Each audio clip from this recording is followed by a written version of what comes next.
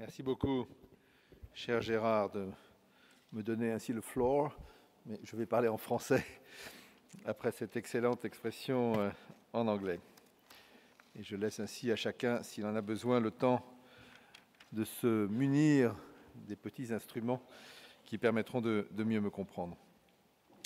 Mesdames et messieurs, d'abord je voudrais saluer ceux avec lesquels j'ai eu le bonheur de prendre un déjeuner hier. Saluer ceux avec lesquels j'ai eu le bonheur de prendre un dîner hier. Et saluer tous les autres avec lesquels j'ai le bonheur et l'honneur de prendre en quelque sorte un petit déjeuner. C'est vous dire combien nous sommes les uns et les autres, le président de la République en premier titre, mais aussi l'ensemble des ministres directement concernés, extrêmement mobilisés. Et je souhaite vous dire en quoi un ministre des Finances, évidemment, un jour comme celui-ci et lors d'une réunion comme celle-ci, est particulièrement mobilisé sur les questions de financement du climat. Nous portons tous une ambition collective et il appartient à chacun d'entre nous, les États bien sûr, mais les acteurs non étatiques, collectivités locales, ONG et bien évidemment entreprises, d'y contribuer. L'objectif, c'est de parvenir à une alliance de Paris pour le climat, qui nous permette, chacun en connaît les enjeux, de contenir la hausse des températures par rapport au niveau pré-industriel, ce qui définit une trajectoire mondiale de transition vers des économies décarbonées, tout en apportant les outils nécessaires pour adapter les sociétés aux dérèglements déjà existants. C'est bien d'une alliance dont le monde a besoin pour faire face aux défis du changement climatique. Et dans cette alliance, la question des financements de la lutte contre le réchauffement climatique sera fondamentale pour construire un accord en décembre, pour assurer la mise en œuvre effective, globale, massive de la transition vers des économies sobres en carbone. Nous devons d'une part crédibiliser les engagements passés et tout particulièrement le respect de cet engagement pris à Copenhague d'atteindre la cible dite des 100 milliards de dollars par an d'ici 2020 de financement climat public et privé, financement des pays développés vers les pays en développement.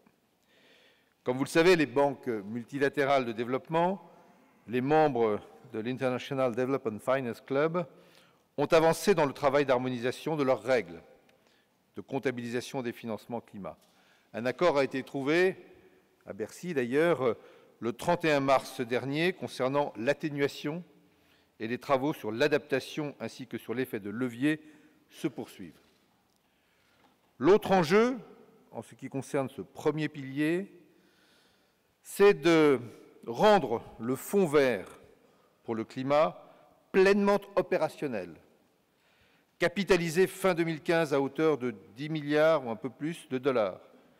Il importe que ce fonds puisse engager rapidement des projets qui permettront d'aider les pays en développement à financer la réduction de leurs émissions de gaz à effet de serre, mais aussi, en particulier pour les pays les plus vulnérables, de soutenir dans un premier temps leur politique d'adaptation aux effets des changements climatiques.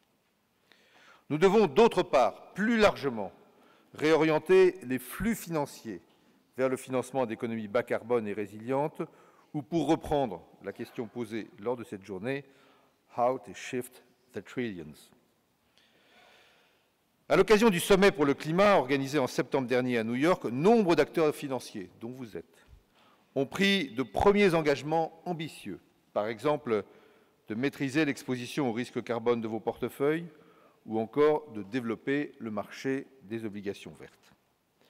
Désormais, nous abordons une autre phase, celle où l'ensemble du système financier doit prendre en compte les risques climatiques dans ses activités et non plus uniquement les pionniers comme vous qui avez montré la voie. Cela suppose d'intégrer dans des décisions stratégiques, dans des processus opérationnels, les conséquences des dérèglements climatiques, ce qu'on appelle souvent le risque climat. Cela suppose aussi l'adoption de mesures pour lutter contre le changement climatique. Je vais prendre quelques exemples. Pour un investisseur institutionnel, il y en a beaucoup ici que je salue, il s'agit de connaître l'exposition de son portefeuille au risque carbone, de mettre en œuvre une stratégie de maîtrise de cette exposition, dite de décarbonation du portefeuille, qui peut prendre des formes diverses, désinvestissement de certains secteurs, utilisation d'indices bas carbone, dialogue actionnarial engagé sur les enjeux climatiques avec le management des entreprises dans lesquelles il a investi. Pour un assureur, il y en a d'autres ici, je les salue, qui n'est pas seulement un investisseur institutionnel, il l'est par ailleurs, il peut s'agir aussi de participer au processus d'élaboration des plans d'adaptation qui sont décidés, mis en œuvre par les pouvoirs publics, pour les prendre ensuite en compte lorsqu'ils assurent les risques.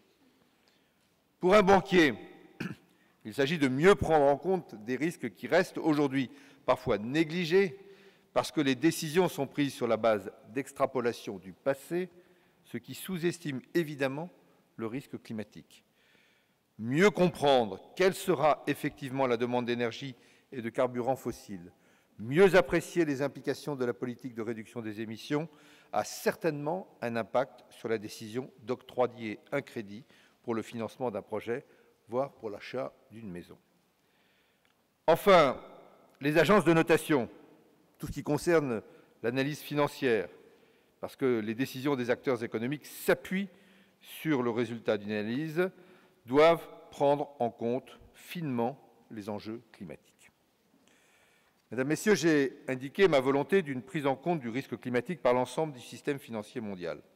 Et c'est pourquoi les engagements que vous avez commencé à prendre à New York, que vous allez continuer à prendre aujourd'hui, méritent d'être d'une part amplifiés et élargis et d'autre part clarifiés. D'abord amplifiés en termes de montant. La tendance récente montre que nous sommes sur la bonne voie et je salue à cet égard la coalition des décarbonations de portefeuille créée sous l'égide des Nations Unies et qui porte aujourd'hui sur des actifs de 45 milliards de dollars. Les engagements doivent être aussi élargis à de nouveaux acteurs, tant sur le plan sectoriel que sur le plan géographique. Les acteurs financiers du monde entier sont concernés, et pas seulement dans les pays développés. Et je veux saluer à ce titre la présence aujourd'hui de plusieurs acteurs financiers de pays émergents, la Caixa Econômica Federal du Brésil, la Yes Bank d'Inde, l'Université Renmin de Chine, la compagnie d'assurance de l'Union africaine. L'élargissement doit être aussi sectoriel. Il y a parmi nous aujourd'hui de nombreuses compagnies d'assurance, des investisseurs institutionnels, une agence de notation, je les ai cités, mais j'appelle tous les acteurs financiers à se mobiliser avec autant d'énergie, à faire des propositions, à s'engager et ainsi à rejoindre le mouvement collectif. Enfin, ces engagements doivent être aussi clarifiés et rendus encore plus transparents pour permettre un dialogue avec la société civile, car nous avons un devoir vis-à-vis des citoyens. Soyons clairs, il faut qu'au-delà des discours, les engagements se transforment en actes et il nous faut éviter tout soupçon de faux verdissement afin que ce mot de verdissement, aujourd'hui très à la mode, ne soit pas vite galvaudé. D'une part, il faut développer davantage les codes et les échanges de bonnes pratiques. Les banques de développement travaillent sur ce point. Il existe déjà des principes communs sur les obligations vertes, les Green Bonds Principles, qui ont été récemment renforcés. D'autre part, il nous faut adopter une transparence accrue avec un enregistrement harmonisé des engagements de chacun. Et je tiens de ce point de vue-là à saluer le lancement il y a 2 jours, dans la perspective de l'événement d'aujourd'hui, de la Global Investor Platform. Je souhaite que de telles plateformes, et Paris vient de montrer sa volonté d'agir dans ce domaine, puissent être étendues à l'ensemble des acteurs. Elles sont en effet essentielles pour organiser les engagements, les recenser, les rendre visibles et transparents. Elles permettront également le dialogue avec la société civile et avec les États.